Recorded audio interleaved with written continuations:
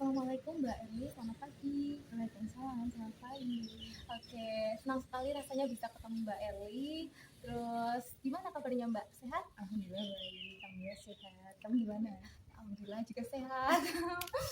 Iya, jadi saya Apri dari program studi S1 Pendidikan Bahasa Sastra Indonesia, Fakultas Keguruan dan Ilmu Pendidikan Universitas Tidar angkatan 2023. Di sini mau mewawancarai Mbak atau berbincang-bincang bersama Mbak seputar pendidikan seperti itu Mbak.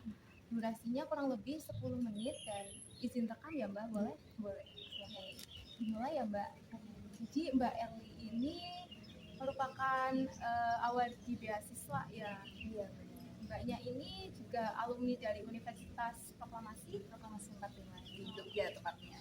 Oke, jurusannya psikologi. Iya, aku jurusan psikologi, S1 psikologi.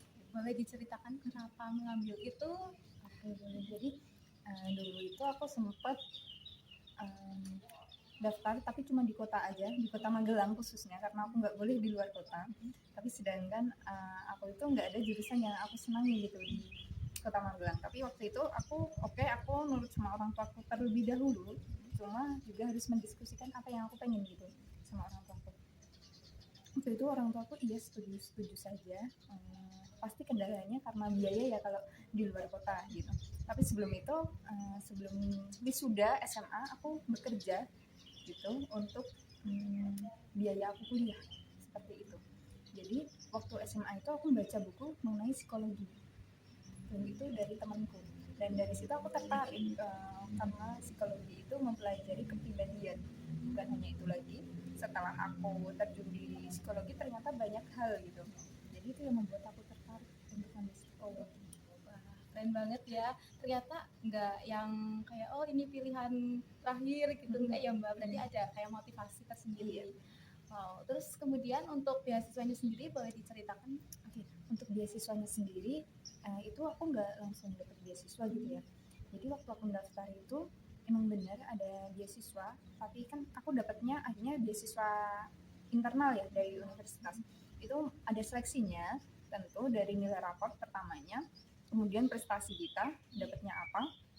Setelah itu kita harus buat karya ilmiah kayak proposal penelitian seperti itu.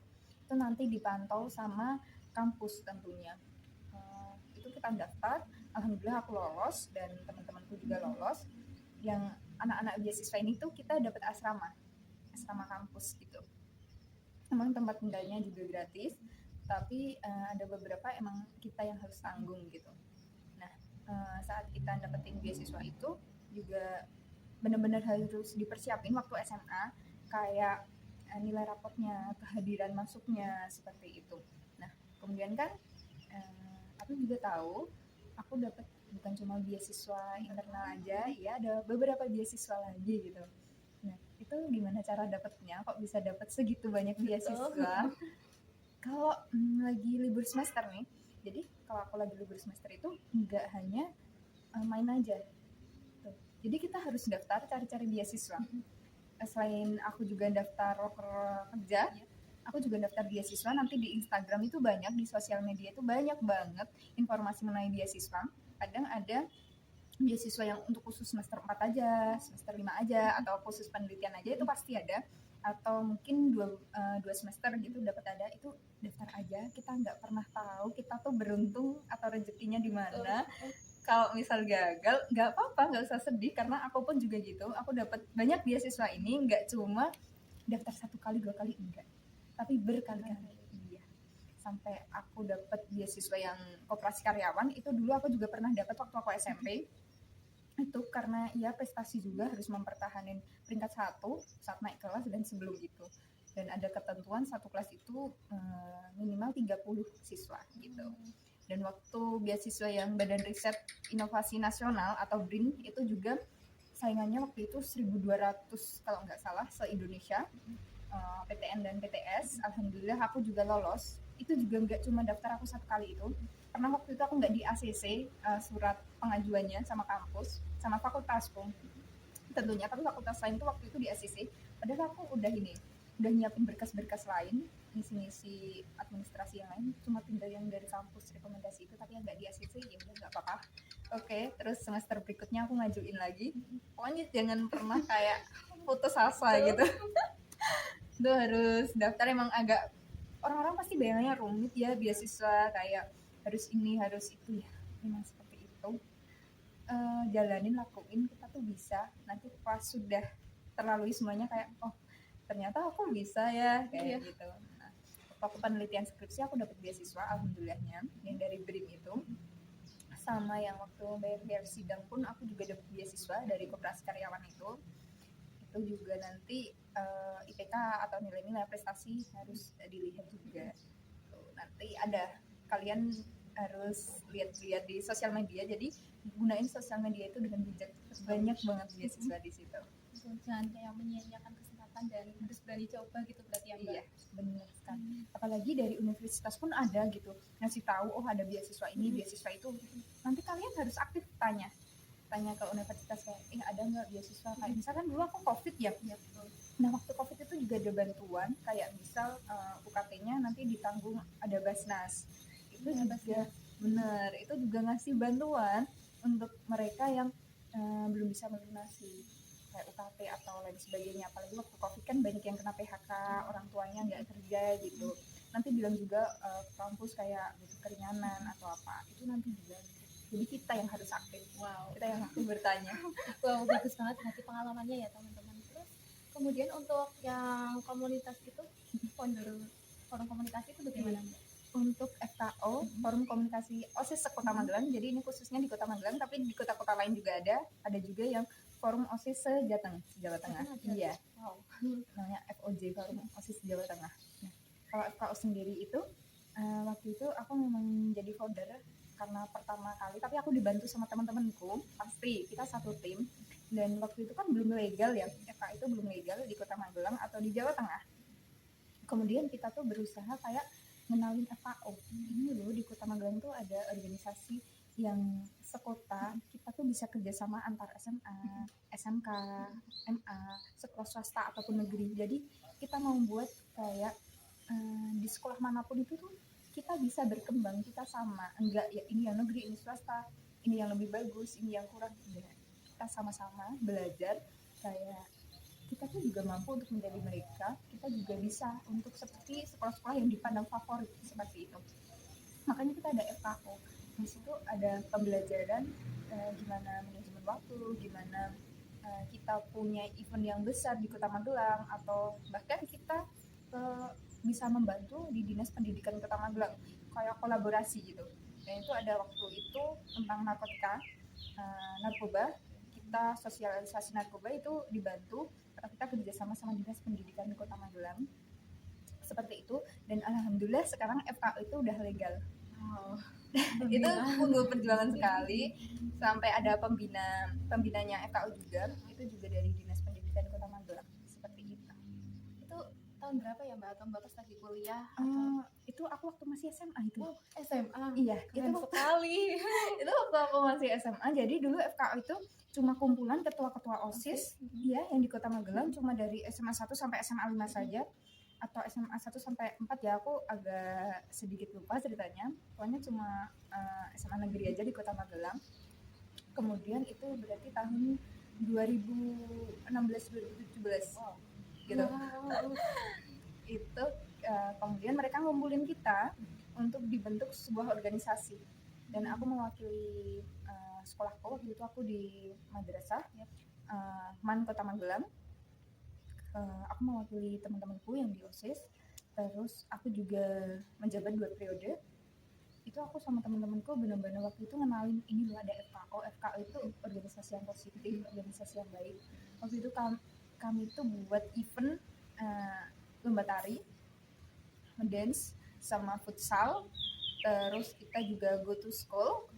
Iya, untuk memperkenalkan FKO, dan FKO itu baik. Sama selama itu kita juga mau kolaborasi dengan FOJ, Forum OSIS Jawa Tengah, dan mengurus perlegalan. Pasti ngurus legal itu susah ya, nggak maksudnya langsung 1 tahun, bisa jadi kayak harus beransur-ansur. Dan alhamdulillah itu udah legal, udah lumayan lama ini. Itu udah generasi ke-3 kalau nggak salah, generasi ke-3 kita udah legal. Dan alhamdulillah juga FKO Kota Magelang itu dapat predikat forum OSIS terbaik se-Jawa Tengah gitu. Wow, Aku bangga bangga gitu. banget. Iya. Aku juga ikut bangga Mbak. Terus Mbak ngelanjutin organisasi lagi nggak di kuliah? Ya, aku tetap ngajuin organisasi lagi dan aku selalu datang nih untuk di undangan acara FKO gitu. Aku datang bukan hanya di FKO aja tapi di OSIS di sekolahku juga datang.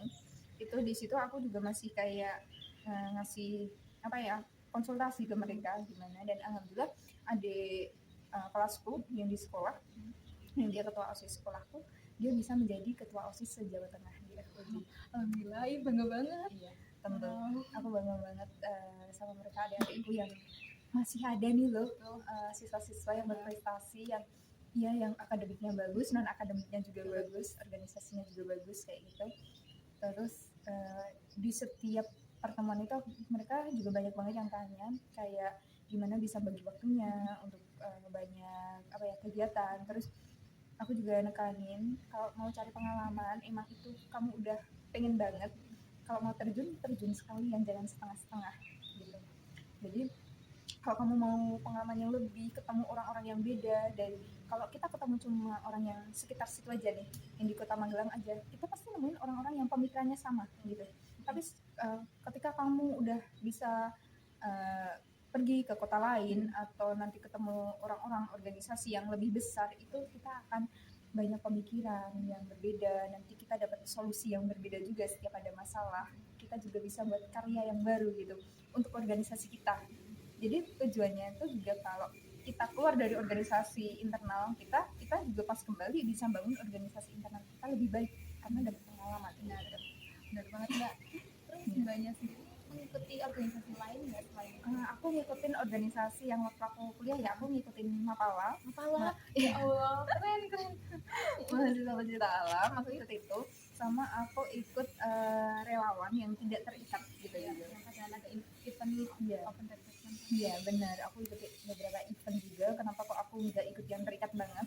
Karena kan aku kerja ya, aku kuliah juga, dan aku ada beberapa organisasi. Kan kalau kita ikut organisasi, otomatis kita harus tanggung jawab ya. Kita tanggung jawab untuk kuliah kita, tanggung jawab untuk kerjaan dan organisasi. Nah kalau yang nggak terikat itu kan, aku mau nyumbangin tenagaku, nyumbangin pemikiran atau finansial juga bisa, itu kan sebuah organisasi yang tidak terikat gitu saat mereka membutuhkan kita. Jadi nggak apa-apa untuk nggak selalu ada gitu, tapi komitmennya. Kalau kalian tahu kalau organisasi yang benar-benar terikat kan berarti tanggung jawabku segini nih, tapi kan aku harus punya juga tanggung jawab untuk kuliahku. Itu juga yang paling utama waktu kita pertama kali terjun ke ya organisasi, ke universitas. Oh iya ya, pertama kali tujuanku adalah kuliah, jadi pendidikanku juga harus bagus.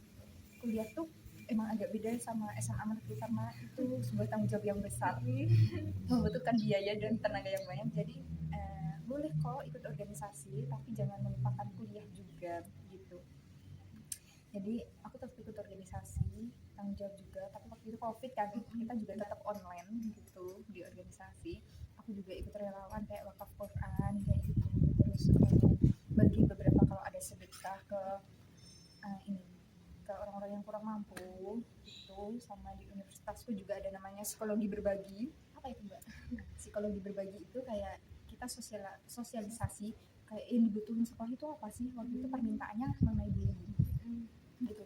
Jadi waktu itu kita sosialisasi mengenai bullying di sekolahan tersebut, dan alhamdulillah berkenan sekali, antusias sekali. Itu ada programnya namanya sosiologi berbagi.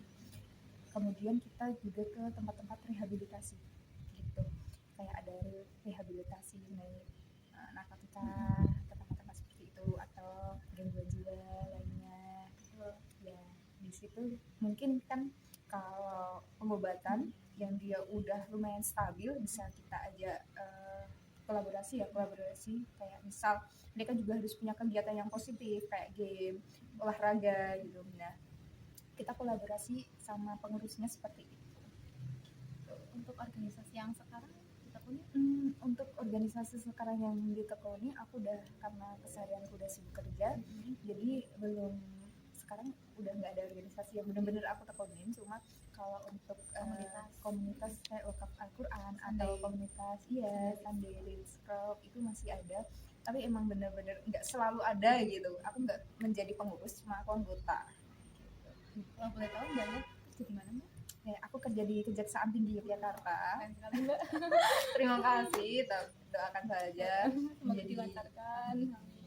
Siapa sih mbak tokoh yang menginspirasi mbak dalam kehidupan mbak? tokoh yang menginspirasi aku.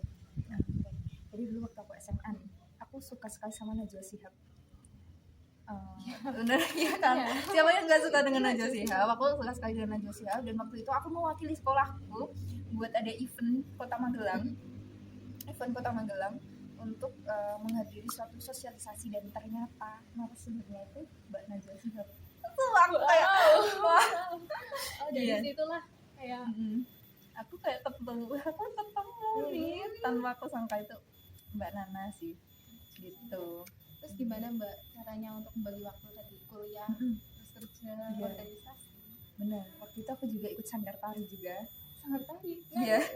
Aku sanggar tari dan aku sering ikut event yang Kota Magelang ya, Kak. Misalnya di HUT Kota Magelang itu sering juga kolaborasi tari nanti sama SMA atau sanggar di Kota Magelang. Itu ada 40 orang dari empat sekolah dan sanggar gitu. Gimana banget, dan gimana cara membagi waktunya dengan aku juga ikut komunitas pendakian gunung juga dari aku SMA. Itu jadi waktu ada dari SMA sampai aku kuliah ya, kalau lagi ada event nih di sekolah, misalkan aku waktu itu juga dengan ada jabatan, ada di organisasi OSISku di sekolah, di FKO pun aku juga ada, itu mana yang paling urgent lebih dulu dan mana event yang lebih dekat gitu. Pasti sebelum event kita ini ya ada rapat dan lain sebagainya gitu. Aku biasanya kayak ini, aku urus semua proposal sama acara-acaranya, aku konfirmasi ke beberapa teman-temanku sama pembina waktu itu kayak gini, oke udah selesai, terus aku ikut acaranya, tapi nanti di jam tertentu kan aku nginep tuh di sekolah, nanti waktu jam 9 itu acaranya udah mulai agak selesai, dan jam 9 itu aku juga udah mulai harus nari, itu aku dari sekolahan langsung aku ke tempat tari tuh.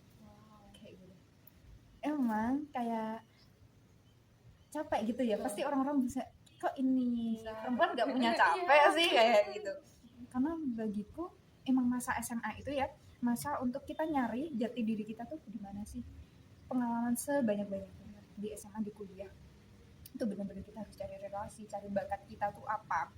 Yang terpenting saat aku tahu nih, pas aku di universitas kayak aku juga tahu kurangku tuh apa, yang dimaksimalin tuh apa gitu. Jadi aku tahu dari SMA aku suka sama alam, makanya aku gabung sama teman-temanku yang di Sispala, dan kemudian di universitas aku juga ikut Mapala seperti itu. Terus cara bagi waktunya di jadwal, kadang waktu aku di Mapala nih, aku ada yang namanya kayak pembelajaran, jadi pembelajaran yang non latihan di lapangan kayak gitu ada. Terus selesai itu nanti kalau udah jamnya aku kerja, aku masuk kerja kayak gitu. Nanti udah selesai aku balik lagi, misal di asrama ada kegiatan apa gitu, aku pulang ke asrama. Terus nanti kalau aku habis selesai kuliah, itu selesai kuliah jam latihan ada nih, latihan ke kampus lain gitu lah, aku ikut biasanya gitu, mungkin sampai jam 9 malam sampai jam 10 malam.